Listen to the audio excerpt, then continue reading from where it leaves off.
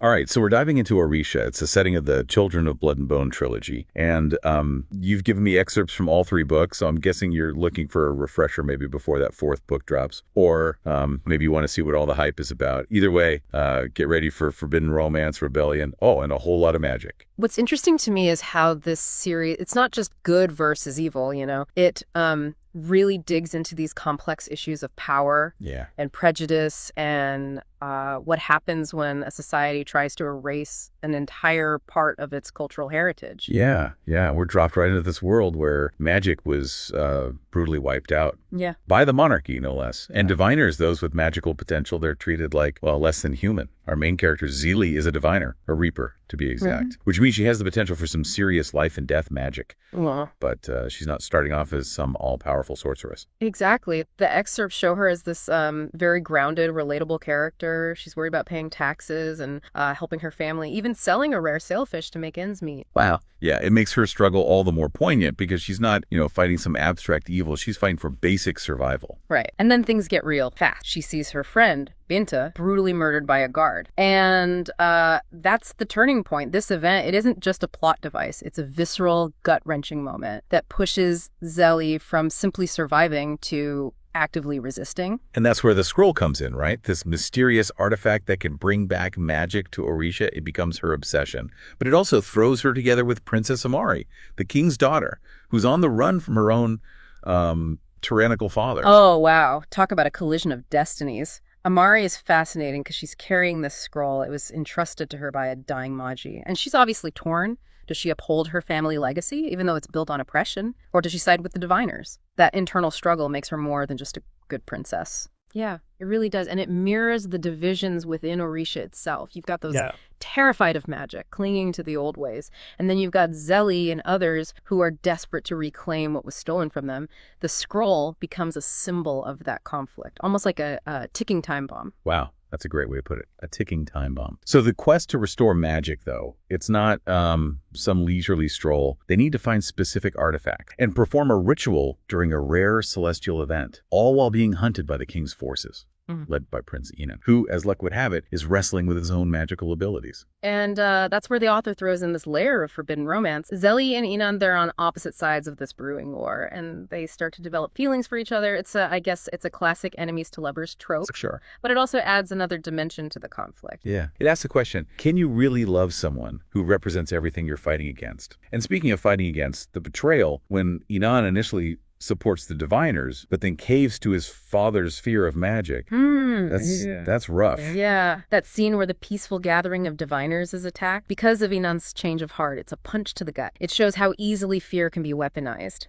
How those in power will exploit any perceived threat to maintain control. Yeah, definitely. And it forces Amari to step up. With her father dead, she becomes queen, trying to find some middle ground. But it feels like everyone is pulling her in different directions. It's almost as if the return of magic, instead of solving things, has just made everything more volatile. That's what makes the series so compelling. It would be easy to have a magic is good, monarchy is bad setup. But the author introduces this concept of blood magic, which even the queen is using to enhance her power. It's dark. It's really dark. And it makes you think, where do you draw the line? When does the pursuit of your goals, even if they seem justified, cross over into something monstrous? That's a good question. And just when you think you've got a handle on the players, boom, skulls arrive. These warriors from another land, capturing and enslaving Magi for their power, basically turning Orïsha's internal struggle into a much bigger fight for survival. It's like the author is saying, hey, things were already complicated, but now we're adding a global power struggle into the mix. The skulls, with their advanced tech and ruthlessness, they represent a different kind of threat. One that's not just about ideology, but pure exploitation. The way they're described in the excerpts, terrifying. It's clear that they're not just after a few powerful Magi. They want to dominate the entire magical landscape. And for characters like Zeli, who's already lost so much and feels like the stakes have just gone through the roof. It's interesting how the author uses these external threats, like the skulls, to force characters to reevaluate their priorities. Zeli's focus shifts from restoring magic to protecting her people. Amari grapples with the impossible task of leading a kingdom that's falling apart.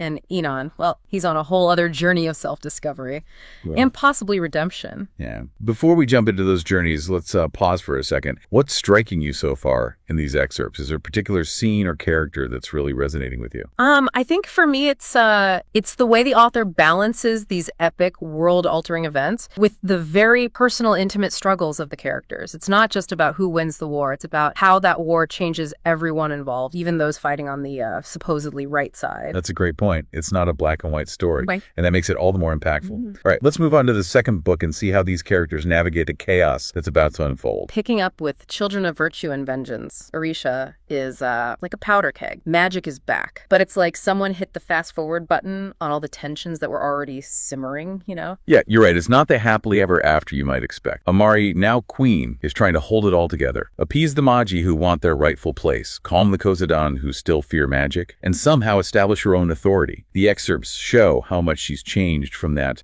scared princess we first met. But it's not just growing pains as a ruler, right? The return of magic has almost amplified the prejudice. Those already in power, especially Amari's mother, the queen, they're using their new abilities for some seriously messed up stuff. Yeah, the queen is straight up villain material in this book. Weaponized gas that targets Magi, draining the life force of Titans. It's clear she sees this as an opportunity to solidify her control, not heal the kingdom. It makes Amari's attempts at peace feel almost naive. It's a brutal lesson in how even good intentions can go sideways. When you're dealing with this level of power, the whole series is asking us and you, thinking about these excerpts. What are the limits? At what point does the ends justify the means become a dangerous justification for cruelty? That's a tough question. And then there's Zilly, dealing with the loss of her brother and Mama Agba. Her magic is surging, but it's almost like it's feeding on her grief, making her more isolated. I'm seeing this theme of sacrifice come up again. What are you willing to give up, endure, to achieve your goals? That isolation is crucial, I think, as you read those scenes where her power is growing. Did you also get the sense that she's pushing everyone away? Like the magic itself is both a gift and a curse, offering strength but at the cost of connection? Definitely. It's like she's replacing the people she's lost with this raw power. And that can't be a healthy trade-off. And it's not just the magic that's causing division. The whole question of identity is front and center in this book. The Magi are trying to piece together their shattered heritage.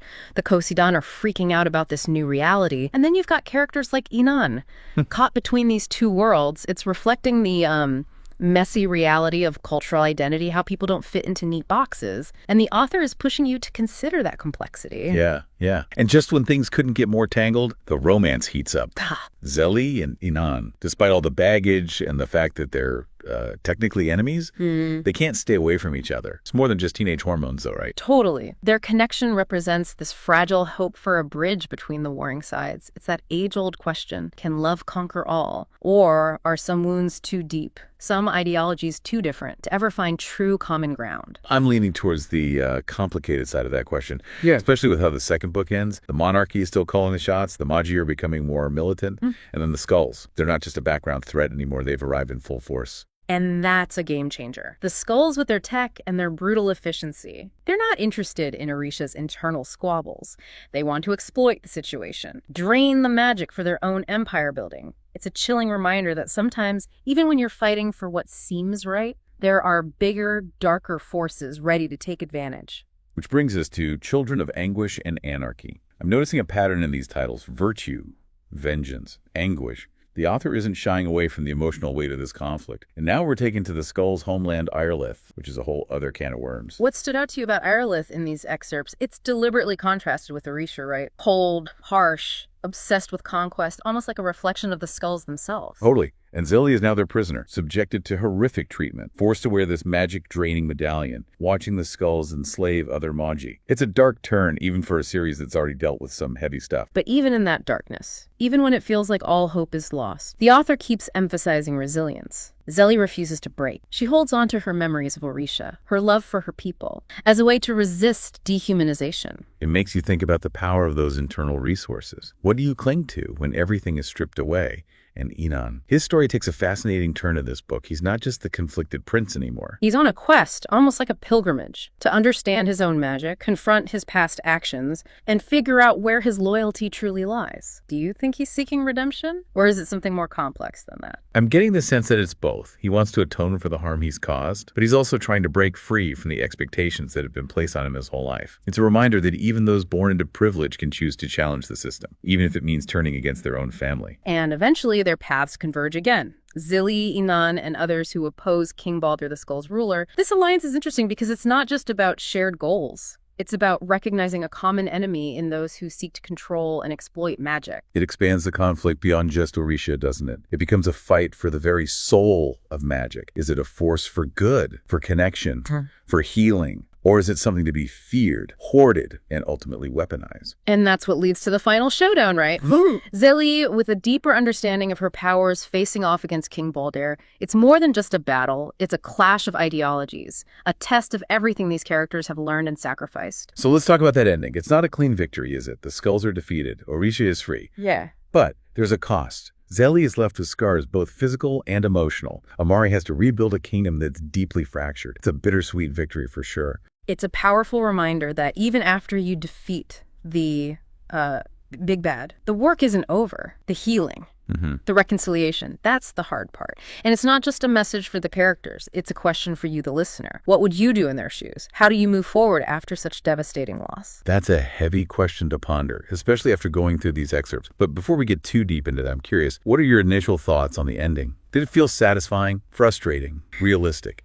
For me, it felt incredibly real. Wars don't end neatly. There's always a messy aftermath. And I think the author did a brilliant job of showing how those consequences ripple out, impacting not just the individuals, but the entire fabric of society. That's a great point. It's not a happily ever after, but it's a starting point for something new, something potentially better. Right. But getting there, that's going to take more than just magic. It's going to take courage, compassion, and a willingness to confront the past honestly. And it's not just about, rebuilding cities and infrastructure. The excerpts from the third book really highlight the emotional and psychological toll this conflict has taken on everyone. It feels like everyone is walking around with these invisible wounds. Célie's like drowning in grief and guilt, questioning whether the cost of victory was too high. And Amari's trying to make amends for her family's legacy of oppression. But, how do you even begin to heal those kinds of rifts? It's a massive undertaking. And then you have Inan wrestling with his past, trying to figure out where he fits into this new world where the lines between Magi and Kosidan are blurring. It makes me think about real-world struggles for social justice. It's not enough to just,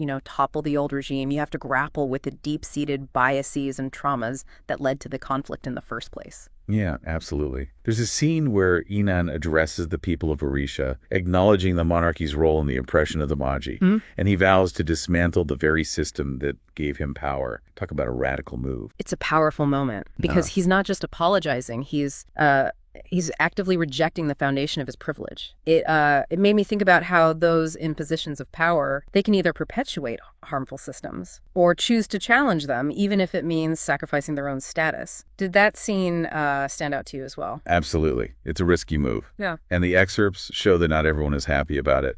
There's pushback from those who benefit from the old ways, those who fear change and equality. It's a reminder that progress isn't linear. There will always be those who cling to the past, even when it's built on injustice. And amidst all this political upheaval, you still have that spark between Zélie and Inan. They're drawn to each other, but their past hurts, their different perspectives. It keeps getting in the way. It's a classic case of right person, wrong time, magnified by the weight of a kingdom on their shoulders. Their relationship becomes this microcosm of the larger struggle in Orïsha. Can two people from opposing sides truly bridge the divide? Or are they doomed to repeat the same cycles of conflict, the push and pull between them, the moments of connection followed by doubt and anger? It's all there in these excerpts. Makes you wonder if love, even a love as strong as theirs, is enough to overcome generations of pain and mistrust. And the author leaves us hanging a bit, doesn't she? We see glimpses of them trying to work through their issues. But there's no guarantee of a happy ending. I'm curious, how did that ambiguity sit with you? Did you crave a more definitive resolution, or did you appreciate the realism of leaving things a bit open-ended? For me, it felt honest. Real-life relationships, especially those forged in the fires of conflict, are messy. There's no easy fix. No magical solution. And I think that's what makes this trilogy so powerful. It doesn't shy away from the hard truths, the lingering scars, the ongoing work of healing. It's a reminder that even when the battles are won, the war for a just and equitable world continues. It's a fight that takes place in hearts and minds, in individual choices and collective actions. And that brings us back to you, the listener. After diving into these excerpts, these characters' journeys, what resonates with you the most? What questions are you left pondering? Maybe you're thinking about the choices you would make in similar situations, the sacrifices you'd be willing to endure. Or perhaps you're reflecting on the systems of power in your own world, the subtle and not so subtle ways that prejudice and inequality manifest. Whatever your takeaways, I hope this deep dive has sparked something in you, a curiosity to explore these themes further, to engage with the complexities of power, identity, and the enduring human capacity for both love and violence. Because ultimately, these stories, these deep deep dives. They're not just about escaping into another world. They're about illuminating our own, challenging us to confront uncomfortable truths and strive for a future where everyone has the chance to thrive. Thanks for joining us on this journey into the world of Orïsha. We'll leave you with one final thought to ponder. What kind of world do you want to build, and what role will you play in shaping it?